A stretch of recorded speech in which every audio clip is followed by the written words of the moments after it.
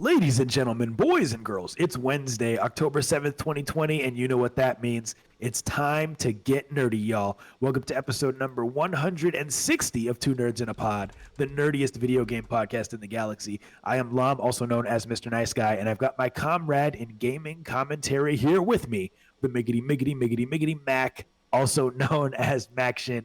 Mac, how are you, buddy? Man, I'm doing all right. It's been, it's been an interesting week. I think, we've got some news when I'm ready to share, but I'm doing good. Good. I'm glad to hear it. Anything out of the ordinary? Anything, Well, last week we found out the results. The day after recording, we found the results of the podcast awards.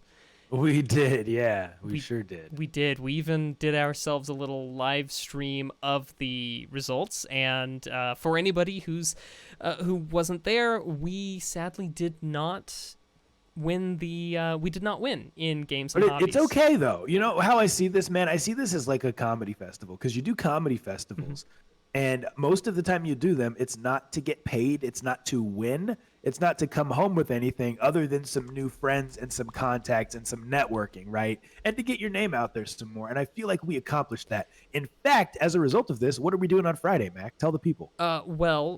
Friday is for the record, but they're not, I'm pretty sure that they don't broadcast live, but the folks who did win at Things I Got Wrong at Trivia have asked Mr. Nice Guy and I to be on the show for one of their upcoming, I'm not exactly privy to their recording schedule, which is why I say it, but, to one of the upcoming episodes, we'll feature a Maction and Mr. Nice Guy as guests. Two nerds doing trivia, just like we kind of do in our Nerdflex segment, except it'll be based on how they do it, right? It's going to be dope. I'm excited for it. It'll be great. Yeah, it's more of a general trivia thing, so we might be a little bit out of our element because but who knows? Maybe it'll be video games. They're the ones picking they've got their Quizmaster in their stuff, so it should be interesting. But I will say that you're absolutely right. And even though I am a little bit like, oh man, we didn't win, at the same time, I mean, having a show with Level Up Lauren was lots of fun. Getting to know some of the other people who were in our bracket, if you will, that was a heck of a lot of fun. So yeah, it's not all... It's not all doom and gloom. It's very much sunshine and roses. That's exactly right, man. Well, on my end, nothing like really spectacular, but I'm just hyped to do the pod. I had a lot going on yesterday, so thank you for being willing to reschedule and to do it today on Wednesday, which is not our normal day. But I think we're going to have some fun, man. We got some good stuff to talk about. Oh, yeah. Yes, we do. Well, Mac, on that note, I say we do what we do best and hop right into the gaming news, my friend. What do you think about that? I say let's do it. Ladies and gentlemen, boys and girls, this is episode number 160 of Two Nerds in a Pod, the nerdiest video game podcast in the galaxy. Thank you so much for being here live, and for those of you who listen after the fact. Mac, let's jump right in. This first news story comes from IGN.com by Jordan Olamot. It says, Super Nintendo World is reportedly now planning to open in spring 2021 at Universal Studios Japan. Pop culture website Caillou. It sounds like the TV show Caillou. Did you ever watch Caillou, Mac? You ever seen that bald kid who acts like an adult? No, my kids used to love that show. Anyway, website Caillou reports that the Super Mario-themed theme park is planning to open early next year. Super Nintendo World was supposed to open July 2020, but its launch was indefinitely delayed back in June in the midst of the ongoing COVID-19 pandemic. Mac, my question for you, do you think that by spring next year we'll be back to live events? Do you think we'll be having Comic-Cons? Do you think we'll be having GameStop Expos and PAX East and PAX West and E3 and this park opening? Will it be a success that soon? What do you think? I mean, I don't know. I would love to say yes. I desperately want us to be back to live events. While I'm not going to go to Universal Studios Japan, I would like the option to be open to go to Universal Studios Japan, but Sure. I just don't see it. Yeah, I don't either. I think it's way too soon. I mean, this thing, not just in gaming, not just in nerd culture, but it's really just changed our way of life as far as how we live. I mean, when will you be comfortable shaking someone's hand again? You know what I mean? When will you be comfortable going to the grocery store without a mask? When will you be comfortable going to Super Nintendo World? I don't think that it is 9 months from now. I think that this has really, really changed things, and I don't think that we'll be there by then. But more power to them for launching something completely new or anticipating launching something completely new that soon after a pandemic. We'll have to wait and see what happens. Let's say it's in the US, though. Just curious, is Super Nintendo World something that you're interested in if it wasn't in Japan?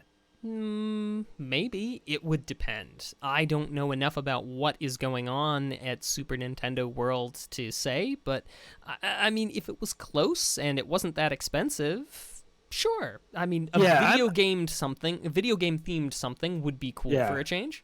Yeah, so to me, like, it can't just be a theme. It really has to be, like, it has to have what's the word I'm looking for? Like a catch, not a catch, but I'll think of the word after we're done recording. A hook. It has to have a hook. A hook. That's the word I'm looking for. See, we're on the same page. For example, a roller coaster where you're wearing a virtual reality headset, and that headset is synced up to some type of Jurassic Park theme that's in sync with how the roller coaster moves. That type of thing intrigues me. Just a themed Mario roller coaster, not necessarily something that gets me hyped. So we'll have to see how they do it. Let's move on to our next news story. This one's on GameInformer.com, written by Daniel Tack. It says players are always looking to rack up achievements and nail all the trophies in their favorite games. Well, PlayStation announced today that changes are coming to the trophy system, and players can expect to start seeing changes as early as tonight. Don't worry, you'll still be able to platinum Bloodborne, which is one of the hardest games ever made. Trophies you have earned on other PlayStation systems will carry over to the PlayStation 5 as well. Mac, here's the basics of the changes. First, the trophy level just got bigger. Instead of going 1 to 100, trophy level is slated to expand from 1 to 999. So, Mac, basically, they're revamping their achievement system. And my question for you is, as a gamer who's on Steam, do you go for those trophies? Do you collect the different achievements, or do you just play games and get the trophies organically, get the achievements organically? What's your play style? Well, I tend to play through once just to play and enjoy. And then, depending on the quantity of trophies, I'll go back and complete, toward the trophies. So, for example, I didn't get the Moonberry on my first time around on Celeste. I had to come back later and put real time and energy and effort into getting that, and stuff like that. So yeah, I play once through just to experience the game and not really even look at trophies, and then as long as I think it's doable, I'll go back and get the trophies. Something like Master Chief, the Halo Master Chief collection, which has tons of trophies. Yes, it does. I have not dedicated myself to going after those trophies just because there's so many. How would I even get there from here?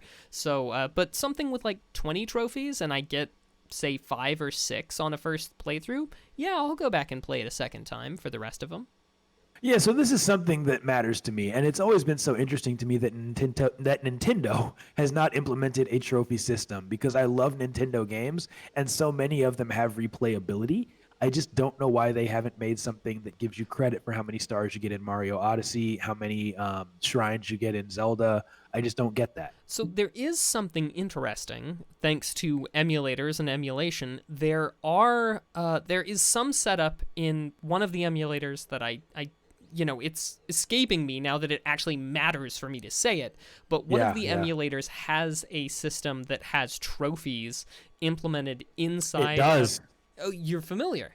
I believe it's SNES that does, and there may be others that do as well. Yeah, I think you're right. I mean, I couldn't give details, but it is something that I've heard of, I know of, and even though it hasn't been my thing, I would say it's a positive thing.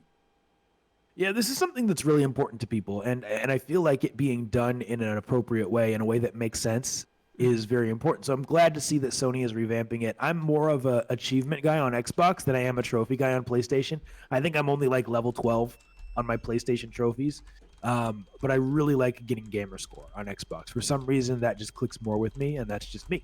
But anyway, let us know your thoughts in the chat if you like to collect those types of things or not. Pazzy in the chat actually says, personally, I quite appreciate the lack of trophies on Switch, since it allows me to focus on the game more and less on the meta progression. That's just me, though. That's a really valid point, Mac. You're not worried about doing stuff to impress people. Here's the last point I'll make about this. I feel like gaming has gone in the past, let's say 15 years, from just playing a game to wanting to show people what you have done, right? We have YouTube, we have podcasting, we have Twitch. It's not just play the game and think, yes, I beat it. It's play the game and give me some type of badge, give me some type of view, give me some type of revenue so that my friends and family and whoever else I'm connected to online see that I have accomplished this thing. And so that's I feel like that's why these trophies and these achievement systems exist. So anyway, we will move on to our next news story, Mac. And this is one I kind of want your opinion on because this is an interesting thing to me as someone who likes demos. I want to get your perspective. This is about Pikmin 3. Have you ever played Pikmin at all, Mac? No, but it's one of those that's on the list. Yeah, me too. I've never played a Pikmin game, but here's what's going on. There was a Nintendo Treehouse event today, and Pikmin Deluxe launches on Nintendo Switch later this month, but players will have the chance to sample it before then.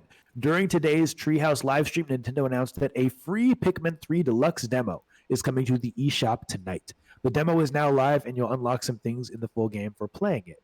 If you can defeat the final boss at the end of the demo, you'll unlock the Ultra Spicy difficulty in the full version of Pikmin 3 Deluxe right from the outset. Ultra Spicy is a brand new difficulty option for Pikmin veterans that caps your Pikmin field limit at 60, making the experience more challenging.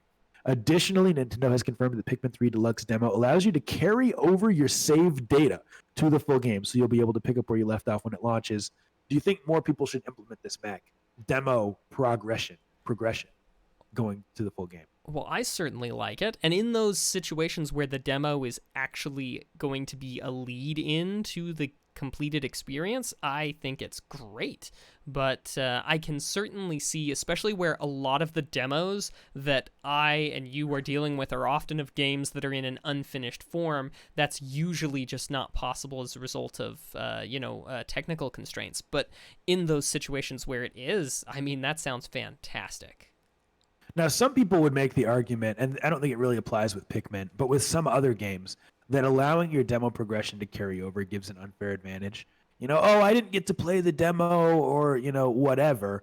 And now other people are already level 10, and I'm starting at level 1. Let's say Destiny, for example, your multiplayer progression carrying over. Maybe some of your gear carries over. People could be frustrated by that. Do you think that's a legit complaint, or do you think they should shut up and stop whining about it? Well, I mean, that's harsh how I phrased that, but you know what I mean. Yeah. Phrasing notwithstanding, I don't think that having the demo play through where it unlocks the hardcore mode, I mean, I would have to know. The only thing I can see there is that unlocking the hardcore mode from the get-go seems really cool, and definitely the only thing that really gives you that much of a jump ahead of other people who didn't get a chance to play the demo. I would be curious about what the unlock conditions for the hardcore mode would be in the normal game.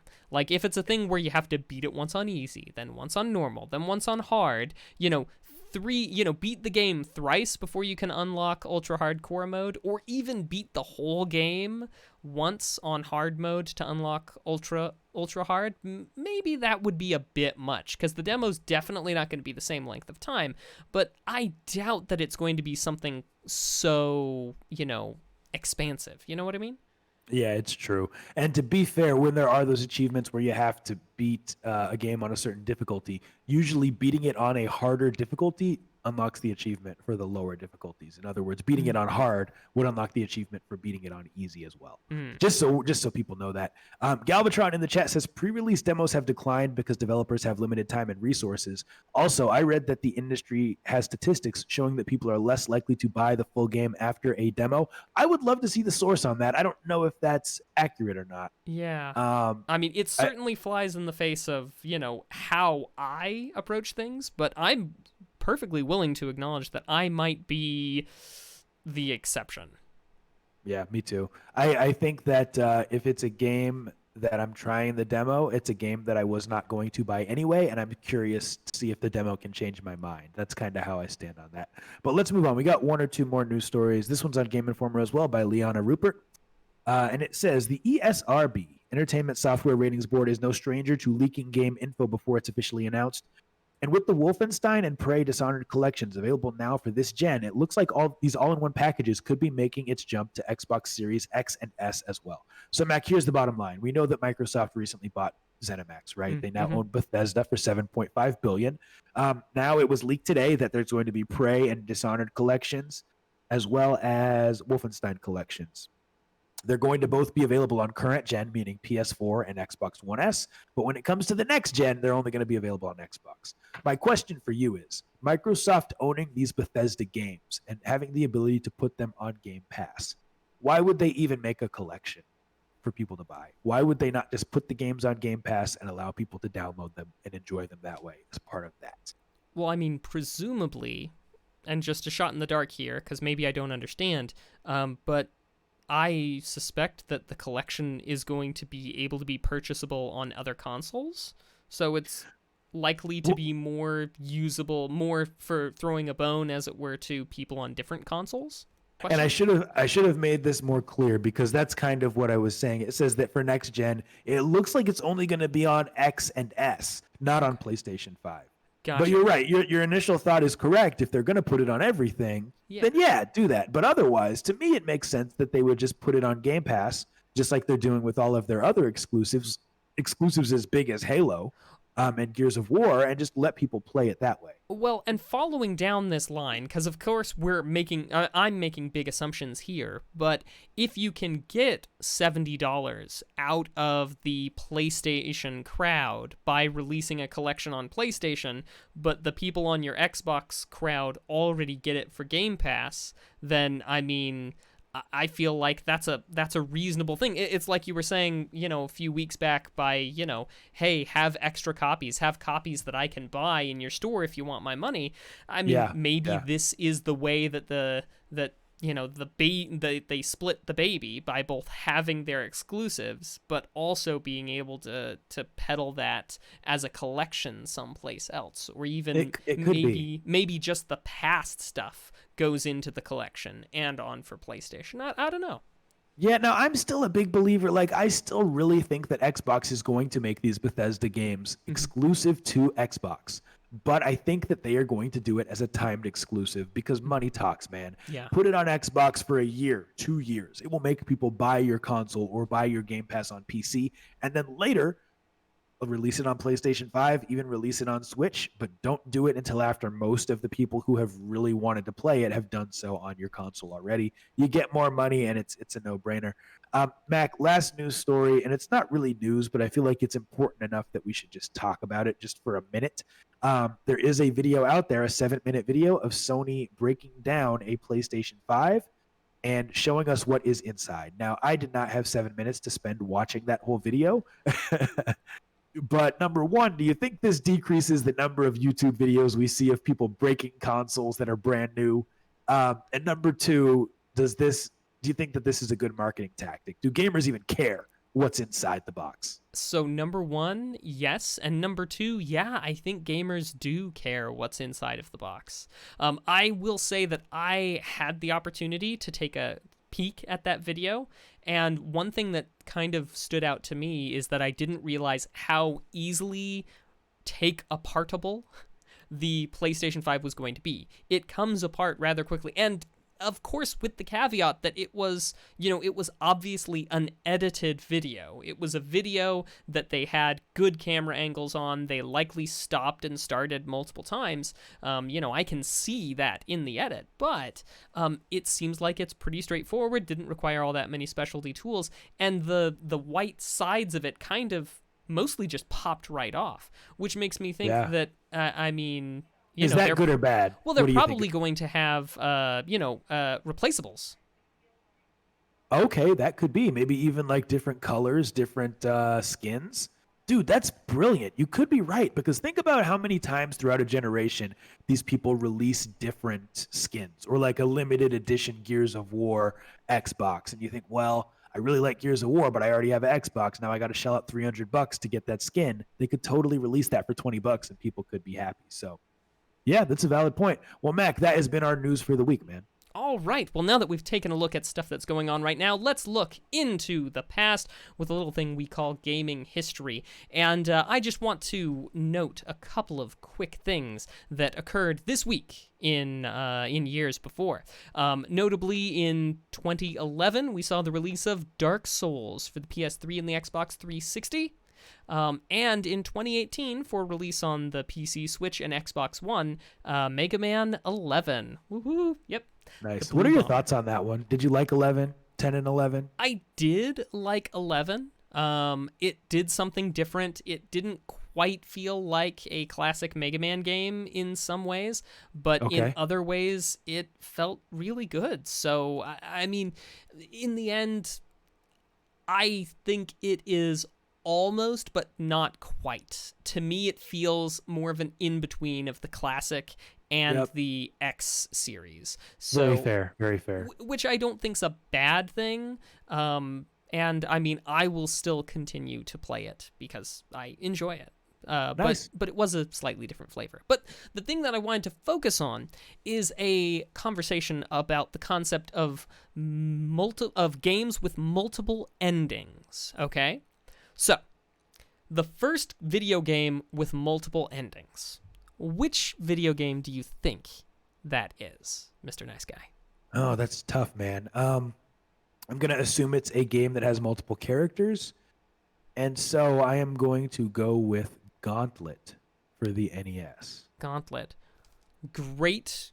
I like where your head's at. Well, if you Google multiple endings or first game with multiple endings, you will get Castlevania 2 Simon's Quest for the NES that was released in December 1st, 1988.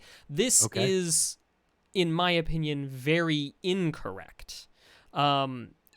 Because even before then, and this comes down to what you consider to be multiple endings, right? So on the one hand, the multiple endings of Castlevania 2, Simon's Quest, has different, basically, end cards. Nothing's different, really, except for the text that scrolls on the end of the screen as to how the game ended. And it's really just a difference of like a text paragraph.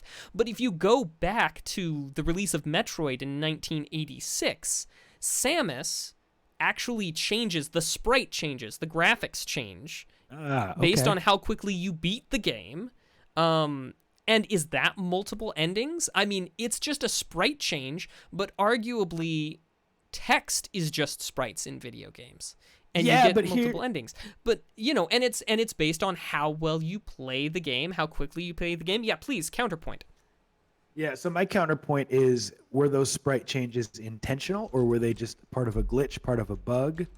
You know what I mean? Because to me, a multiple ending is something that is intentionally put in the game so that if you make certain choices or if you do something within a certain amount of time, you get a different ending. It's almost like something that you can achieve. I don't think different sprites is quite in that category. I agree with you. Now, the ending of Metroid was definitely a design choice because it winds up, the different suits that was programmed in there. That wasn't a hack. It wasn't a fluke. It was designed that way. Right. But Okay, I fair agree enough. with you that it needs to be something more than just a cosmetic change to be that sort of thing. But also, just simply text on the screen is not enough, in my opinion, to warrant the first multiple endings video game, which is why I say that December 1st, 1988, no. Castlevania Simon's Quest, no, that's not it. Instead, it was October 5th, 1987, predating Simon's Quest by a full year, the release of Maniac Mansion. It is a point-and-click game. It did get a port to the NES, and it's the first, in my opinion, true multiple ending video game, because it has 3 different endings depending upon which of your characters survive the game and the way in which you achieve the ending objectives, which makes sense. To your point, Mr. Nice Guy, the very point you were making, that multiple endings has to be about, it has to be the way, if you go a different path, you get a different ending. This is the first one that I can really say, yeah, this game had multiple characters. At the beginning, you choose the 3 that you wanted from a roster, from a lineup, and then at the end, the ending was depending upon which of the ways you solved the puzzles on it. You had a question. Okay, yeah, so here's where I'm going to counter you, and I'd love to have this discussion. Sure, yeah. So I just Googled, because Oregon Trail immediately comes to mind. Okay. And I just Googled, when did Oregon Trail come out? It says that it came out December 3rd of 1971. I did not realize that it was that old. Oh, yeah, it was on mainframe computers back in those days. It was like Sure. schools had these mainframes, and so you'd plug in, but carry on. So you see where I'm going with this, Yeah. though. My point being that Oregon Trail, you can very much get multiple endings. But So is death is you failed or you succeeded? I mean, what's the multiple endings on Oregon Trail? because you can succeed with not everyone making it, or you can succeed with everyone making it. You could succeed with just a couple people making it, right? True. Not everyone has to survive in order for you to quote unquote win. And so I would contend that maybe Oregon Trail is an earlier example But does the of game multiple endings. does the ending fundamentally change based on, say, the path that you take to get there, whether or not you go earlier in the spring or later in the summer, or how many people survive? I mean, depending upon how is pedantic the right word? I don't know, but depending upon how finely we want to define our conditions for multiple endings, I think you and I can both 100% agree that Castlevania II Simon's Quest in 1988 is not the first multiple ending video game. You're right, because it was Oregon Trail in 1971. And I'm very much more of the opinion that something like Maniac Mansion, which had 3 distinct pre-programmed endings rather than just sort of sprite swap or text swap, I think that's what makes the difference. And we can meaningfully agree or disagree here. Sure. Yeah, no big deal. But nonetheless, we are 100% in agreement. It's not Castlevania II Simon's Quest. That game, still notable for other reasons, but not for this. So when you go looking for what's the first video game that had multiple endings, just know Google's leading you astray there, because it's not Castlevania 2. It might be Oregon Trail, it might be Maniac Mansion, but whichever way you go on this, let us know what you think, which of the two is there. But that's just been a little bit of gaming history for us today. Awesome. It's time to move on to the topic of the week, a segment where we talk about one of the hottest stories in gaming and give our opinions on it. And if you're here live, we want to hear what y'all think about this, because Mac, to me, this story is really indicative of the path that Xbox is trying to take. They are focused on acquiring new IPs. They are focused on the software, but they're also focused on doing things that are game-changing in an innovation standpoint. So this story comes from GameSpot.com by James O'Connor. It says Xbox Game Pass can now be streamed through mobile devices thanks to xCloud, which we already knew, making it much easier than ever before to play the Master Chief Collection on the toilet. Mac, you going to play it on the toilet? No, I had no intention of doing so. Yeah, me neither. But it goes on to say, but this is just the start of Microsoft's plan for streaming, and Xbox boss Phil Spencer has indicated in a tweet that streaming will make its way to Game Pass on Xbox and PC as well. Now, Mac, that might not seem like it's that interesting. Why would you want to stream it on your PC? We thought the whole point of xCloud is that you can take stuff mobile, that you can do it on your tablet, that you can do it on your phone, that now it can be portable. Well, here's where it gets interesting. The article says, replying to a tweet asking directly whether Game Pass on console and PC would allow for streaming at some point, allowing users to demo a game before committing to a download, Spencer responded saying that they have plans for this in the works. Quote, it's in the long list of things that xCloud team is working on, just a bit further down the list, he said. This means that the future could be a while off, but at least it's being planned, and we could eventually see Game Pass streaming on these systems. So, Mac, in the past, when we've wanted to play a playable demo, whether it be for a Kickstarter or on Game Pass or anywhere, Steam, whatever it may be, you had to download the whole demo. So I know that you are not a digital guy. I know that you are not a streaming guy. But at the same time, I also know that you're not a fan of the constant big updates that we see in the gaming industry, the day one patches that you have to download, and the speed and the data that it deals with. Does this change your perspective on streaming as a way of playing games? Well, I mean, it certainly makes an argument for this being, for this solving a problem. I would be more compelled by it if it were not solving a problem in the most roundabout way to a problem that they had made. Well, did they make it or did the industry make it? When you say they, are you talking about Xbox or just the games industry in just general? the games industry in general, because it's an industry shift as a whole to move toward the streaming of, the streaming of data rather than the download of data. but at the same time, I feel like, yeah, sure, it solves the problem, but I mean, there were other ways to solve the problem that address the problem instead of just a Band-Aid. You know what I mean? So what's the problem? The concept of having to download stuff? Well, Is that what you're saying? Well, what I'm saying is, if that is the problem, if Okay. if big downloads is the problem, then streaming the data is a workaround, but it's a workaround that doesn't address that doesn't actually address the problem. It just addresses the symptom. And especially where internet infrastructure in the United States is so woefully behind many other countries, the streaming of data, whether it's a large one-time download that we have to wait to complete, or it is a stream of data that continually comes in, we're still hitting the data caps. Gotcha. You're exactly right. And please, people in the chat, keep coming with these comments because we're going to read some of them in just a minute. So Mac, I do agree with you there. And I'll give you an example of why I still think that the ability to stream a game is a good idea. So Xbox Game Pass has a lot of really good games, AAA titles. And a couple months ago, they had Red Dead Redemption 2. Now, I had never gotten around to playing Red Dead Redemption 2, but I had played the first one. I had played some Grand Theft Auto. I thought, you know what? Rockstar doesn't make bad games. I'm going to download Red Dead Redemption 2 on my Xbox, and I'm going to play it, and I'm going to love it, and then when it's gone, I'll be done with it. So I download the game, Mac. It's over 100 gigabytes. Even with my fast internet, it took some time to download. And then the load times were just ridiculous. And so I start playing Red Dead Redemption 2, and it was just not fun to me. It was absolutely not fun. And this is one of the highest rated games of the generation. Many 10s out of 10s. If you look on Metacritic, I would guess it has a 9.5 overall out of 100, 95 out of 100. My point is, I wasted so much time downloading a 100 gigabyte game. Additionally, I deleted games off of my Xbox because the hard drive is not that big.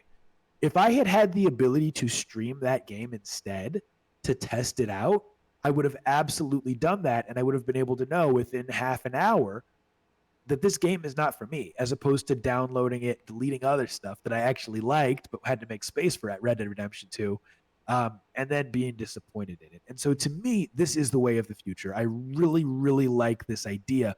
I know we have some comments in the chat. Do you want to pick a couple of those? Or you can respond to what I just said, whatever you want to do. So I'll actually let Pazzy kind of respond / reinforce what you're saying, because Pazzy ran into this situation. He streamed Destiny 2 while downloading Destiny 2. And he says, well, it's a very first world issue, but just being able to play when I wanted it and not have to prepare hours in advance is really nice. And that's such a good point. And Pazzy, you hit the nail on the head, because have you ever had a friend just say, hey, do you play this game? And you're like, yeah, I do, but I just deleted it, right? Mm-hmm. Like, so for example, the other day, my neighbor up the street, we were talking about video games, and he said that he really likes to play Call of Duty Warzone. And I said, oh, okay, that's a free-to-play game. What do you play it on? Because I know I have it on my PC. I also know that it's cross-play. And he said, well, I play on Xbox with a group of guys. And I was thinking, well, if I want to really play with them and have the full experience, I'm going to have to download it on Xbox. Now, if I could just stream that game like Pazzy is saying, I could play it at my convenience without having to prepare hours in advance, downloading a game that is 120 gigabytes, right? Mm-hmm. Having to make space on my Xbox. Additionally, there's always the chance that I will hop on one day and they will have made an update that's 10 gigs, 20 gigs, whatever, and I'll have to wait to download it. So the streaming thing to me is a really good future. Mac, what other comments do we got before we move on to the next thing? Also, Galvatron brings up that he sees this as the sort of, this is how Microsoft is going to try and get out of games, physical games, and move more and more toward subscription services and the like, a la Game Pass or a la Microsoft 360, OneDrive, etc., etc. And while it's absolutely true that I feel like we've seen over the last 5-10 years how very lucrative the subscription service, the subscription model can be for companies like Netflix and others. I see where you're coming from. I'm not 100% sure that I agree, but it is a solid point. Yeah, it's a very good point. Well, I don't have too much more to say about this, but I do think that it's a smart strategy for the reasons that I already mentioned, right? You can play at your convenience with your friends. They can say, hey, come play this with us. And you don't have to think, oh, I don't have that downloaded. You can just go stream it, assuming that you have the service, right? You don't have to make hard drive space. It's going to decrease the need for us to have external hard drives. Our good friend Spen, his friend of the show, is always talking about how he has all these external hard drives for his games, and that is great. But how nice would it be to be able to stream it? Now, Mac's points are valid too. Being able to stream it really does not solve the problem of potentially running out of data if you have a data cap with your IP, because streaming stuff does take data, just like Netflix, just like internet, just like podcasting, whatever. And I will say that arguably, the way that video games tend to work is they usually have a base amount of data that's necessary for core instructions, and then there are the assets that are on top of that. And if a game is 100% streaming only, then even if the core data is being handled server side, then you're still constantly streaming. If nothing else, you're constantly streaming assets. And if it's a game that you play frequently, you will 100% burn through more allocated data doing streaming over time than you would just by having downloaded it once as a big chunk. So yeah, I think these are problems. Right. These are fundamental problems that aren't getting addressed. But then again, I feel like this is what happens when you go after treating a symptom rather than the problem.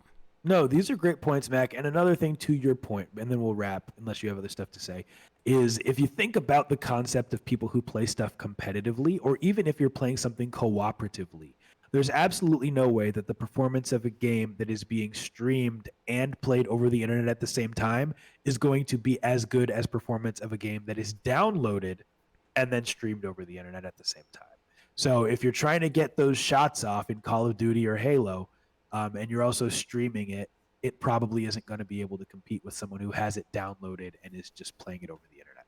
Yep. That's been our topic of the week. Thank you. All right, well, now let's look at a crowdfunding effort that's trying to get off the ground. We call this Kick or Kickstart. I'm going to present a Kickstarter project here for you. I'll paste a link in the chat.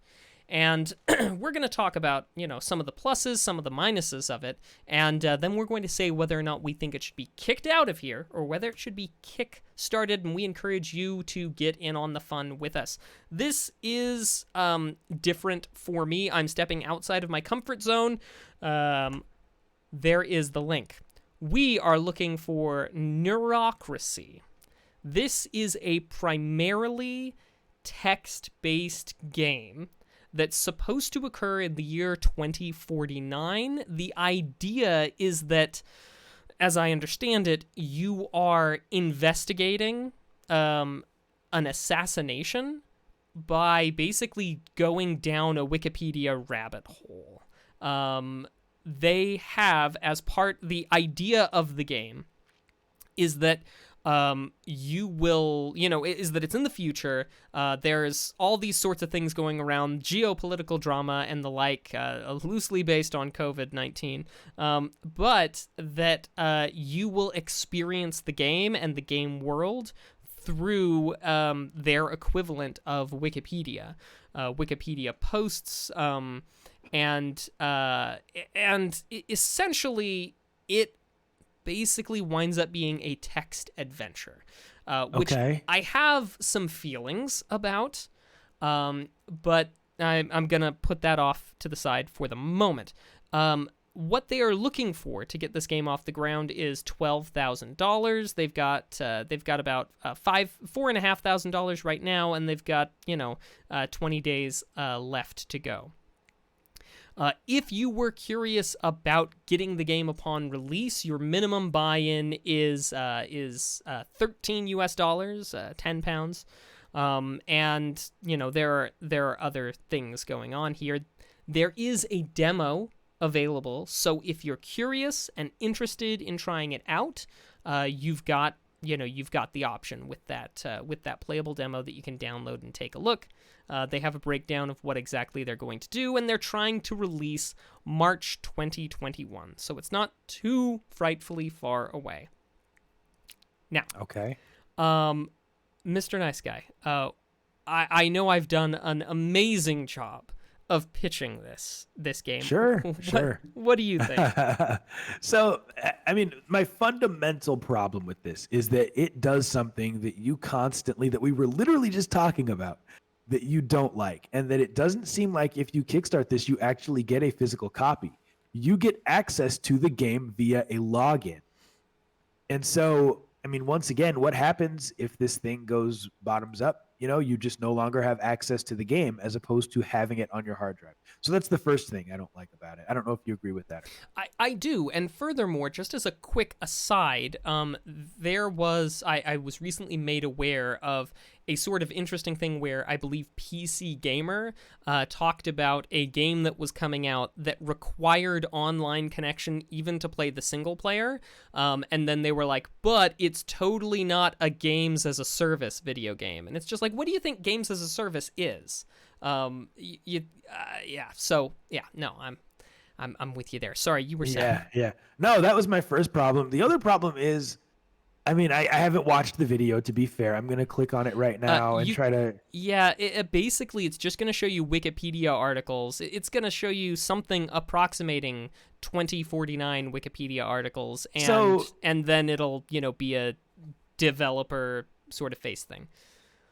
So how do you pitch a text-based game with just text, right? Yeah. And I'm a visual guy. Like, I'm not saying that video games cannot be different things, but I like to see some of the artwork.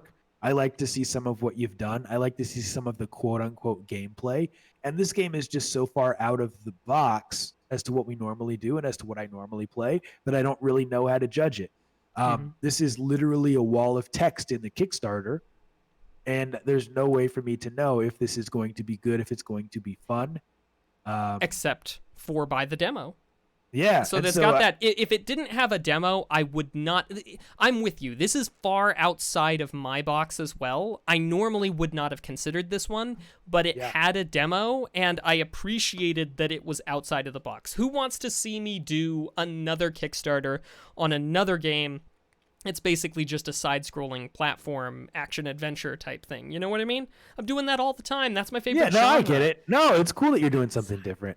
I just think those are my two main issues with this. And I think the text-based adventures are not a new thing. That's something that we've seen before. We've seen point-and-clicks before as well, right? One of the better point-and-clicks of all time, The Walking Dead, right? Made by Telltale. Fantastic game. This one just doesn't catch me.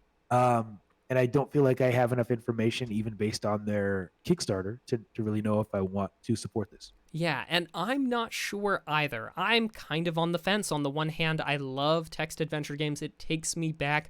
On the other hand, a game based around the idea of falling down a Wikipedia hole is not exactly that appealing to me. But nonetheless, I think it's far enough outside of the box that there are people who would like this, even if it's not my thing.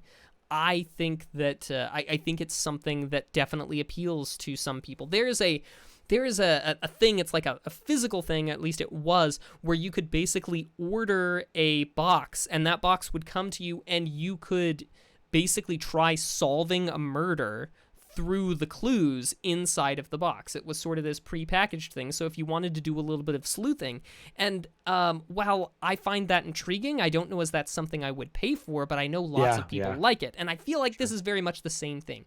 I think there is an audience out there that wants this. That audience is not me, but I can see where some people are coming from and how some people might like it. And you know what? It has a playable demo. So for that reason, I think it's worth the time. And I see what you're saying in the chat, Mets Girl, and that's right. It's not a text-based adventure in the sense that you're doing that. The adventure is entirely cerebral, which is why I'm talking about which is why at this point in time, in juncture, I'm bringing up this solve a murder box set that comes to. So real quick, because I know we're short on time. What does the replayability look like with this? I have no idea. I haven't tried the demo yet, but I assume that because you're trying to solve the same murder, or the same assassination, I don't know how there could be that much replayability. So, okay. All right. Yeah. So I have to say, kick just because it's not my thing, I couldn't do this myself, but good on you guys for having a demo. I mean, I say kick because we're getting a single player game that has potentially no replayability, and you're not even getting a copy of the game. You're just getting access to play the game, which means that you need to be online, number one. To me, this is just silly. Like, maybe even do a monthly subscription service for this. Let people pay $5 a month if they want to play it, but don't take $13 from people. Not that that's a lot of money. But don't take money from people and then just give them access to something that they can only play once. That's my opinion. So my vote is kick. All right. And so far, it looks like kicks. I think Pazzy's leaning toward kick start, which would make me very happy because, like I said, I'm more curious about... I think there are people out there for whom this is something that they want to see, and I want them to have this kind of a game if that's what they're into. But yeah. Nonetheless, though, that's been kick or kick start.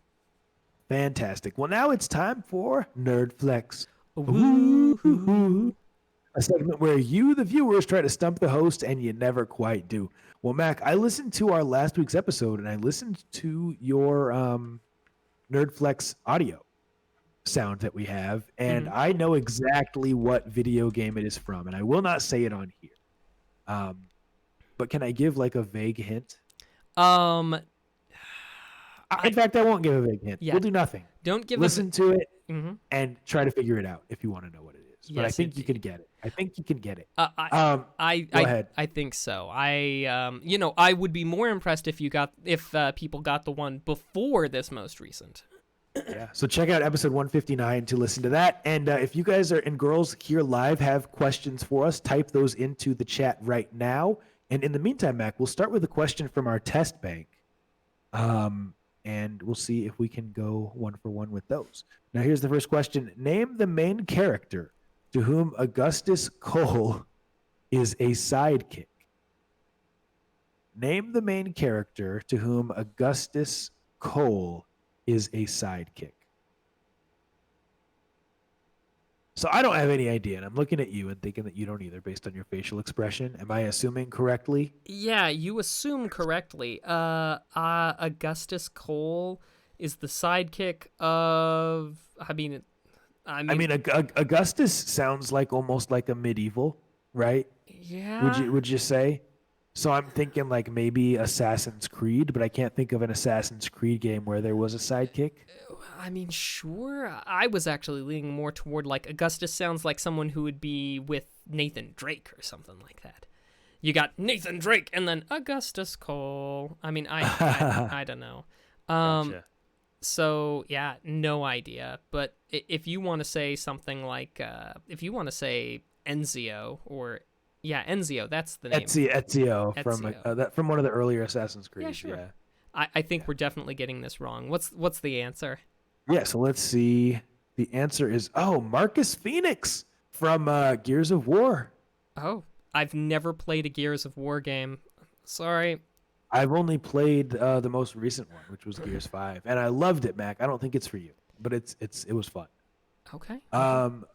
Cool. So we have a question in the chat from Galvatron, and knowing Galvatron, he is probably not going to give us multiple choices. And I feel like that's not really a video game question, Galvatron. I feel like that's more of a sports question. What do you think, Mac? Yeah, that's definitely a sports question because we're going to overrule you. Kareem Abdul-Jabbar was a real player, and his previous name was not related to a video game. It occurred much sooner than the NBA 2K games.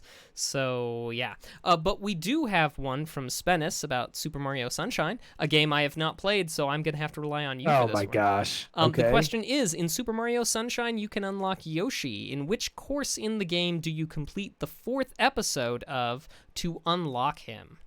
Oh my gosh. No multiple choices, guys? Come on now.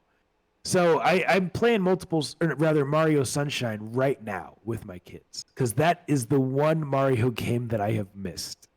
And so I don't even know the answer to this question. We might go 0 for 0 today, or 0 for 3. I'm just going to say you unlock him in the Mushroom Kingdom. The Mushroom Kingdom in the Like, fourth. I literally have no idea what the answer to this question is, man. If I had any knowledge of Super Mario Sunshine, I would try and weigh in. Sunshine's the one where you're cleaning up graffiti, right? Yeah, you're cleaning up sludge and that kind of stuff. He has this water gun on his back, Yeah. and he's cleaning up stuff. I mean, I'm familiar with it in the abstract, but yeah, I'm gonna say Beachside Villa. That- Okay, Spennis. That's We're the going to exact- start requiring multiple choices for these questions. But what is the answer to that? Mac, should we go back to the test bank for our third question? What do you think, man? let's go back to the test bank. I don't see it. I don't see another one yet. All right. So, there's one right there. Oh my gosh. Y'all are asking difficult questions today and no multiple choice, but we'll go with it. We'll entertain. Sure. This one's from Spiero of the Go ahead. Yeah. Also not multiples, but we can go for it. Yeah. Spiero of the Morgantis. In Dragon Age 2, what is the only way to save your sibling in the deep roads? I've never played Dragon Age 2. My gosh. I have absolutely no idea. Well, I've played the original Dragon Age. And I am going to guess that you have to get a potion that will save their life from whatever ailment they are suffering for in this part of the game. My gosh. All right, let us know the answer in the chat. In the meantime, we have the answer from Spennis. The answer is Pina Park. Super Mario Sunshine is set at Isle Delfino, and Pina Park is in the amusement park course. So Pina Park would be the correct answer to that. Okay, fair enough. I apologize, Mr. Nice Guy, because this might you're good, man. This might be the first ever clean sweep. In my defense, I've never played a single one of the games that we've referenced this evening. A first time for everything. Spiero, let us know in the chat what the answer to that question is. And next time, Mac, we are going to demand multiple choices. I think especially with these with these deep draws that we seem to be getting lately, but that's really on us, Mr. Nice Guy. We have very proudly touted our prowess for quite some time, so we had it coming. We really did. And I know some of you still have questions in the chat. We'll have to get those next time. We only do 3 per episode. Max, should we keep things moving while we wait for Spiero to type the answer in the chat, or should I just Google that answer? I think, here we go. You must have Anders in your party to lead you to a group of gray wardens so that they may perform a ritual to save them from the Dark Star blood poisoning. So that was close, like, to what I said, but it doesn't involve a potion. Yeah. So I'm not going to say that I got that right. Yeah, no, we didn't get that. You were correct that there was an ailment and that was the source of the desire. So I mean, I feel like partial credit for you on that one. But nonetheless. Let's move on now that it's been that we've done Kicker Kickstart. Let's talk a little bit of legalese. Legalese. All right. We're talking about a little bit of Nintendo legalese today. Back in May of last year, Nintendo went after UberChips.com back in May, like I was saying, and the case wrapped last week with Nintendo winning $2 million as ordered by a court in Ohio. Additionally, the court ordered that UberChips hand over its website to Nintendo, order that they cannot sell similar products and have to relinquish or destroy, Nintendo's choice, all of the stock it currently has. If you were wondering what exactly UberChips.com was into, and you thought, sounds like Nintendo circumvention devices, you would be correct. They made essentially mod chips and the like for Nintendo consoles. 3DS, Nintendo Switch, and so on and so forth. Very interesting, but sort of as a side note. Days later, however, 2 members of Team Xecuter were arrested, including one Gary Bowser. Pause for laugh track. So what these two have to do together directly, not so much, but they are both legally related, and they both happened within days of each other, so I think I should mention. Oh, and also, Uber Chips was selling stuff from Team Xecuter. So maybe there's a connection. I doubt it, though, because earlier in 2019, a grand jury was called. Quick side note, for reasons that I don't understand because I'm not a lawyer, grand juries aren't considered impaneled, so double jeopardy isn't a thing with grand juries. Just a little something interesting there. And they made an indictment on August 20th. Now, indictments are not convictions, they're just formal charges and the first step in criminal proceedings. And so, Team Xecuter, 3 people of their team were, they issued indictments for them. And 2 of them were successfully arrested, as I said, including Gary Bowser. But what crimes could they have possibly committed? Prepare yourself, Mr. Nice Guy. Prepare to be ready. shocked. I am ready. My body is Reggie. Conspiracy and the commission of wire fraud. Now, to keep in mind, wire fraud just means you do it basically electronically, or you do it through wires, whether that's telephone fraud and otherwise. And the fraud specifically noted was was committed against Nintendo, not by customers, depriving them of revenue. You would think that it's just like, oh, I committed fraud, I sold you fraudulent goods. No, this is the type of fraud of depriving Nintendo of revenue. So that's the fraud. You know what's crazy? Go for it. $2 million is a lot of money. Oh, but that's not even. It's pennies to Nintendo. Right? Yeah. They don't care. They just care about shutting it down. Which is why the big victory for them against Uber Chips was getting the website, taking them out of the game permanently, and getting every one of the mod chips that they had in stock turned over to them / destroyed. That's the victory for Nintendo, not the money. But for Team Xecuter here, additionally, conspiracy and trafficking in circumvention devices. They're making those things. And keep in mind, conspiracy just means that it's an action that is not legal and you agree to do it with somebody else. It's something you plan. You plan to do something not legal with somebody else. That's the conspiracy. And trafficking circumvention devices, of course, they were selling those things. Conspiracy, already hit that one. And then money laundering, which is interesting.